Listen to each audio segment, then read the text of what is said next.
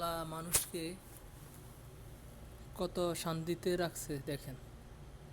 এই যে ইঁদুরগুলা, এই ইঁদুরগুলোকে এই আঠা ব্যবহার করে কিন্তু ধরা হয়েছে।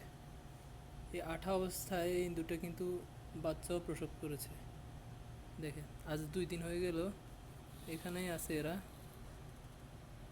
এর বাচ্চাও হয়েছে। ঠিক আছে, বাচ্চারা কিন্তু নাই, বাচ্চারা মারা গেছে, একটা মারা গেছে আর বাকি 2টা জীবিত। এখন এখন মানুষ হিসাবে আমরা ভালো আছি, কিন্তু এদের যন্ত্রণায় তো দোকানে সমস্যা। ইঁদুর দেখলেই মনে করেন জরিমানা করা হবে অনেক টাকা। তো এদেরকে মারার উপায় কি? মারার উপায় হচ্ছে এই আঠা জিনিসটা। করোনা দেয়া হলেও এখন কিছু করার নাই। এখন এদেরকে কিছু দিয়ে মেরে ফেলতে মানে আমার খারাপ লাগতেছে, কিন্তু মেরে ফেললেই মনে হয় ভালো হইতো।